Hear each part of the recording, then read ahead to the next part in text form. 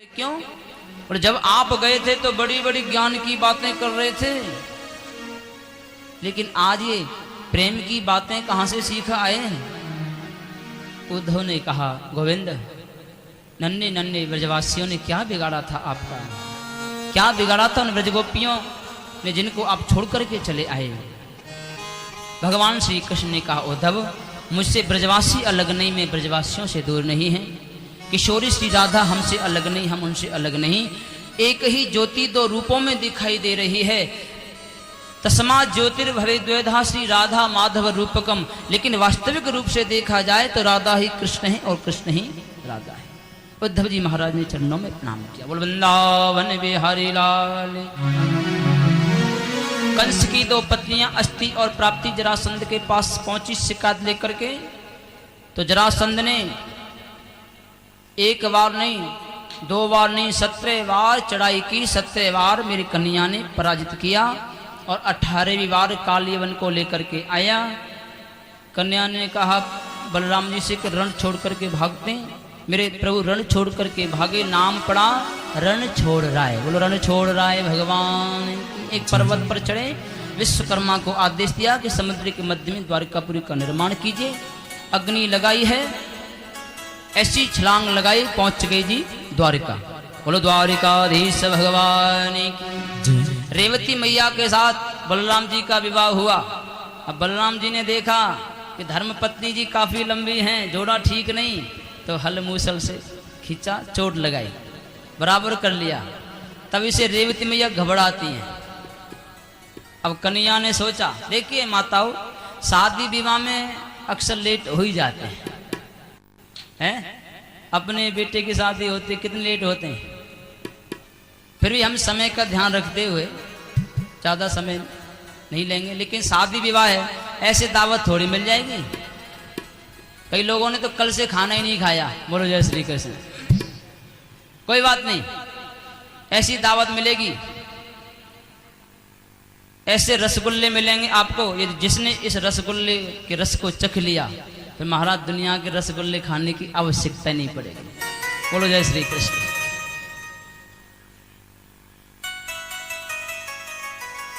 कुंदनपुर के राजा हैं भीष्म।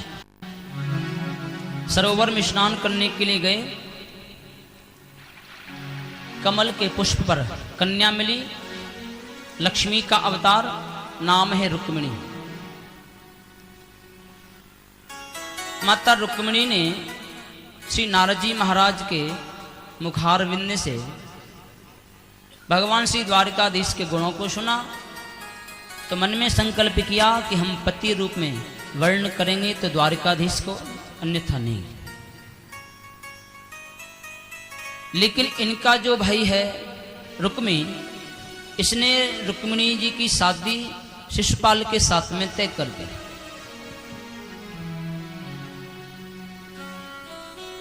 चाहती हैं दिल से द्वारकाधीश को। अब कोई किसी को चाहता हो दिल से, और यदि उसके साथ में शादी ना हो तो दुख तो होता है ना, कष्ट होता है। ध्यान से सुनिए, विवाह का जो प्रसंग है बड़ा आनंददायी है।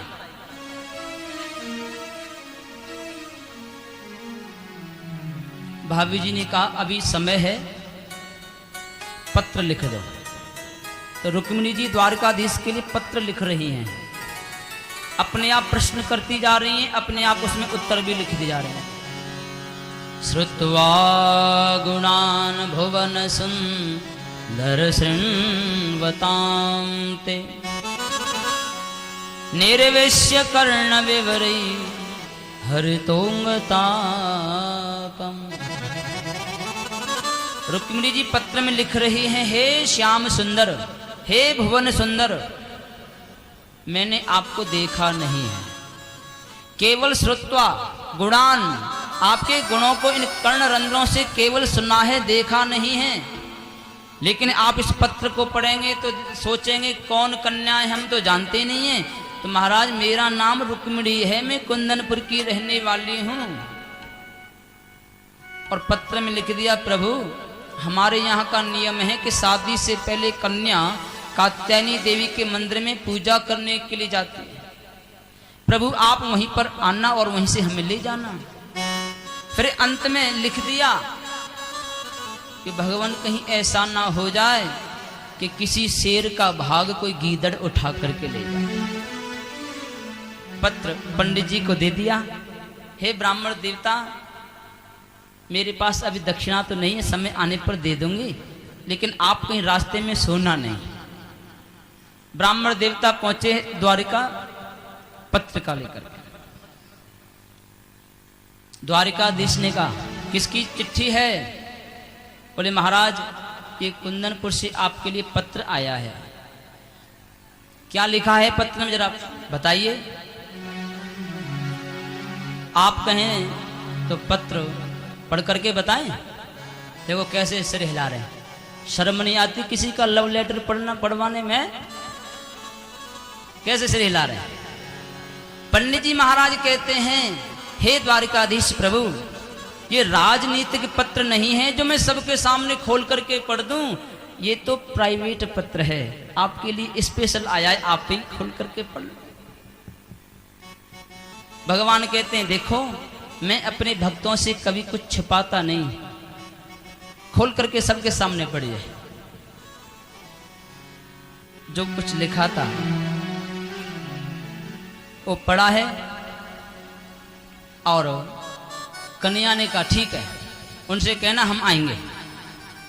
सुखदेव जी महाराज कहते हैं, परीक्षित, आज मेरे प्रभु ने रथ तैयार किया, और जब चलने के लिए तैयार हुए तो बलराम जी महाराज सामने से आ गए। अब बलराम जी ने देखा कि आज ये सुबह सुबह कन्हैया सज धज करके कहाँ जा रहा है। हे कन्हैया, कहाँ जा रहे हो? अब बड़े भाई हैं, मर्यादा है, कैसे कह दें कि हम शादी करने जा रहे हैं या स्वयंवर देखने जा रहे हैं। पहले मर्यादाएं होती थी, माता पिता के सामने पुत्र कह नहीं सकता था कि हम शादी करेंगे, जो उन्होंने जैसा उन्होंने सोचा वैसा ही होता था। आजकल तो हमारा इंची टेप जेब में रख करके घूमते हैं।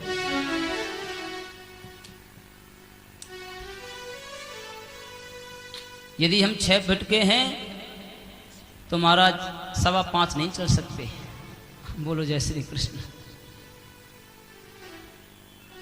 बोल वृंदावन बिहारी लाल की जय। कहाँ जा रहे हो? बोले वहीं जा रहे हैं। कहाँ? वहीं जा रहे हैं। अरे कोई गांव पता अता कुछ तो कोई ठिकाना तो होगा, कहाँ जा रहे हो? बोले जी वहीं जा रहे हैं। अब कैसे कह दें कि स्वयंवर देखने जाने? अरे कन्हैया बता तो सही कहाँ जा रहा है तू? बोले जी वहीं जा रहे हैं। किसी को भी पता नहीं है आप कहाँ जा रहे हो। ब्राह्मण देवता ने कहा रुक्मिणी जी का स्वयंवर देखने जा रहे हैं कुंदन पर। बलराम जी ने सोचा रे राम राम, हमें तो आज पता चला कि हमारा कृष्ण भी शादी के योग्य हुआ है। बलराम जी ने कहा कन्हैया तू किसी से डरना नहीं, घबराना नहीं। और आज भगवान श्री द्वारिकाधीश कुंदनपुर पधारे हैं और इधर माता रुक्मिणी जी सखियों के साथ में कात्यायनी देवी का पूजन करने के लिए जा रही हैं।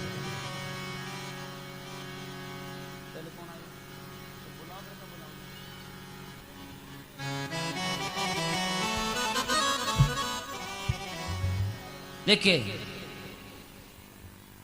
रुक्मिणी जी सखियों के साथ में कात्यायनी देवी जी का पूजन करने के लिए जा रही हैं और उनके भाई रुक्मिणी ने हजारों सैनिक उनकी सुरक्षा में भेजे। हजारों सैनिक सुरक्षा में मंदिर में प्रवेश किया। सामने मूर्ति है कात्यायनी देवी की, लेकिन दर्शन हो रहा है द्वारिकाधीश प्रभु का। शुभ शकुन होने लगा।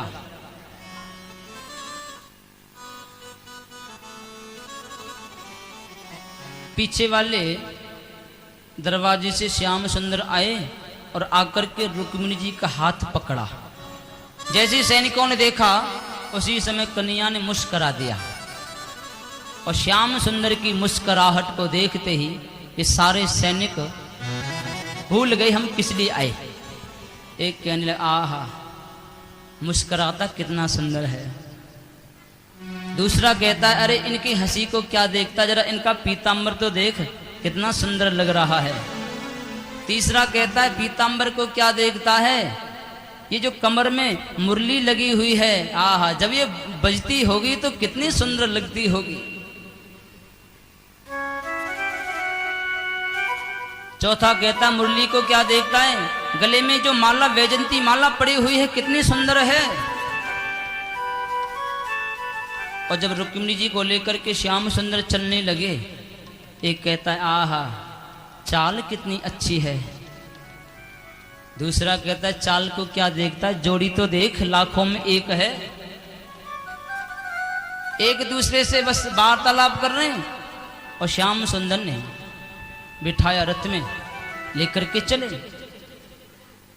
रुक्मी को पता चला, पीछा किया, श्याम सुंदर ने रथ के पहिए से बांध दिया, रथ के पहिए से रुक्मी को बांधा और खींचते हुए लेकर के जा रहे हैं। आगे से बलराम जी आए, अरे ये कौन है, बोले साले साहब हैं। भाई जब रिश्तेदार हो गए तो ऐसा व्यवहार ठीक नहीं, छोड़ दो। फिर विद्वान महापुरुष कहते हैं कि फिर रुक्मी को समझा बुझा करके फिर बड़ी धूमधाम के साथ में विवाह संपन्न कराया है। तो देखिए रुक्मिणी जी देवी जी का पूजन करने के लिए आ रहे हैं। बोल वृंदावन बिहारी लाल की। कोई खड़ा नहीं होगा, सभी बैठे रहेंगे।